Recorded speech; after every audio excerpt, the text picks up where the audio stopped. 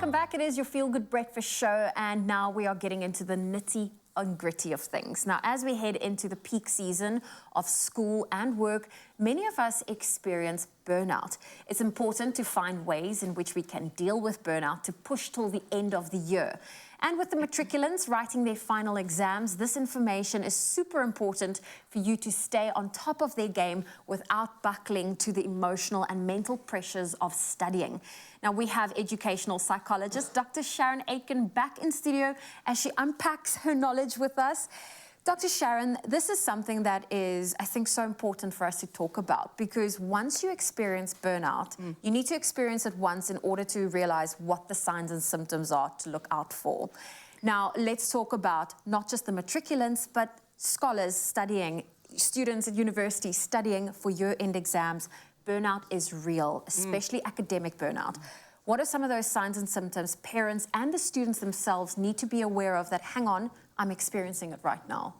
Okay, so I want to break that up into two sections. So I want to have a look at pre-burnout, and I want to have a look at the actual burnout. Okay. So when you get the actual burnout, you're literally exhausted, and you cannot, sometimes you can't even get out of bed. And the thought of studying is just terrible. You're exhausted.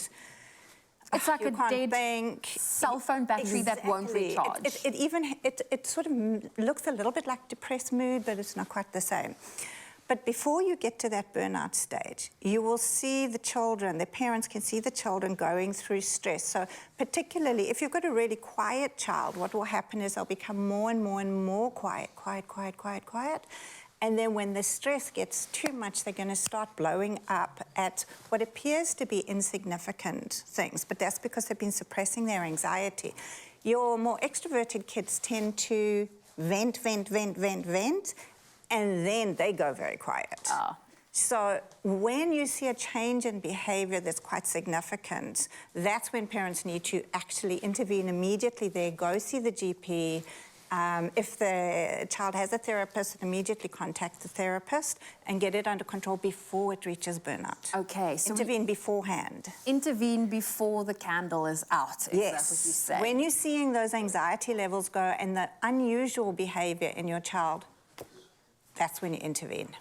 Now, how do we find that perfect sweet spot between sticking to your studying schedule, but also then avoiding the tip of the scale where you reach burnout? Because you need to get through the work and you've got exams, that's a set timetable.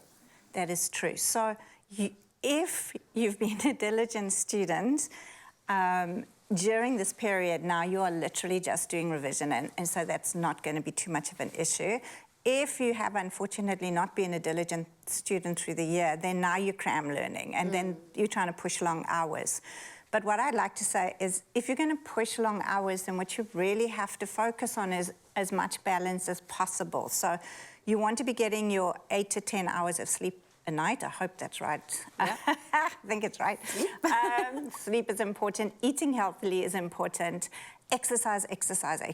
So many of the kids actually were exercising really vigorously during the year, maybe playing hockey and rugby and all those sports, and then all of a sudden they feel they don't have time for that. But if they don't actually exercise, they're not going to get rid of the anxiety that's building up. So yes, you need your set schedule, but you need a good 8 to 10 hours of sleep. You cannot write an exam effectively on 3 hours of sleep. No, you can't. So I would say 8 to 9 hours of studying, have some relaxation, time out.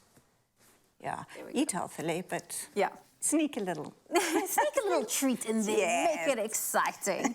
Now, something I learned during my university days was understanding my style of studying, what worked for my body, how to listen when I'm fatigued and information's not processing, and being okay to take a nap when I need to. Yes. How can students optimize and get what is the best recipe to make the most out of productivity? So what we're talking about there is your concentration level and your focus. So that's like a how long is a piece of string question. So it really does depend on the person's independent ability to concentrate for long periods of time. It also will change according to subject. The more you dislike a subject or the more you find it difficult, the less you are able to concentrate.